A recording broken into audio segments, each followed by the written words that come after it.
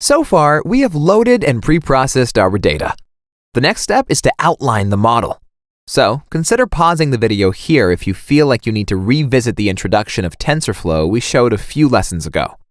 This way, it will be easier for you to see the parallels between the two exercises, and you'll know what to expect. Okay, let's start by drawing a picture that follows the logic. As we explained in the previous videos, there are 784 inputs. So that's our input layer. We have 10 outputs nodes, one for each digit. We will work with 2 hidden layers consisting of 50 nodes each. As you may recall, the width and the depth of the net are hyperparameters. I don't know the optimal width and depth for this problem, but I surely know that what I've chosen right now is suboptimal. Anyhow, in your next homework, you'll have the chance to fine-tune the hyperparameters of our model and obtain an improved result. All right, let's declare 3 variables for width of the inputs, outputs, and hidden layers. The input size is 784. The output size is 10, as we have 10 digits, and the hidden layer size is 50. The underlying assumption is that all hidden layers are of the same size. Alternatively, you can create hidden layers with different width and see if they work better for your problem. Next, we must define the actual model. Once again, we will store it in a variable called model. Model is equal to TF, Kira's, sequential, open brackets, and square brackets. The first layer is the input layer.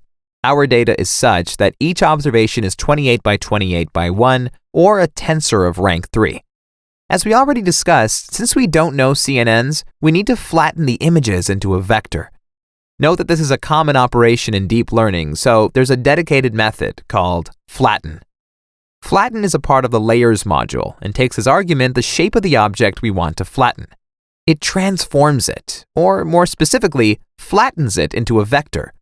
Therefore, we write TF, Kira's, layer, flatten, and indicate the input shape, or 28 by 28 by 1.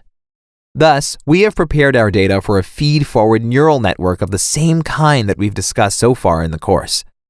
The next step is building the neural network in a very similar way to our TensorFlow intro model. We employ TF, Kira's, layers, dense to build each consecutive layer. Let me remind you that TF, Kira's, layers, dense was basically finding the dot product of the inputs and weights and adding the bias. Now let's build on that. It can apply an activation function to this expression. This is precisely what we've discussed so far theoretically. It's time to see how it is implemented. TF, Kira's, layers, dense takes as arguments the output size of the mathematical operation. In this case, we are getting from the inputs to the first hidden layer.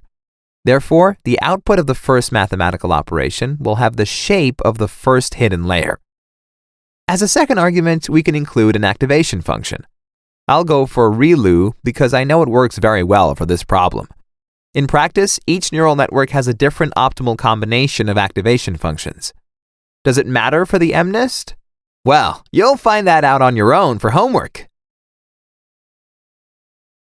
Okay, we finished the line off by placing a comma. So far, we've got our flattened inputs and the first hidden layer.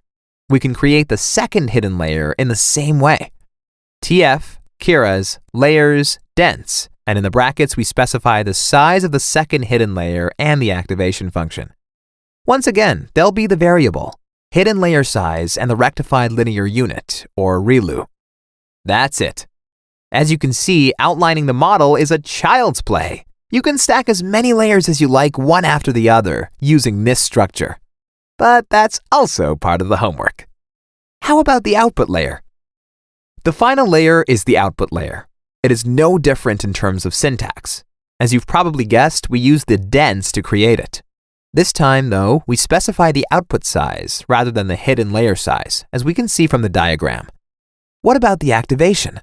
Well, from the theoretical lessons, you know that when we are creating a classifier, the activation function of the output layer must transform the values into probabilities, right? Therefore, we must opt for the softmax. All right, that's all. Our model has been built. In our next lesson, we will proceed to the next step, the optimization algorithm. Thanks for watching.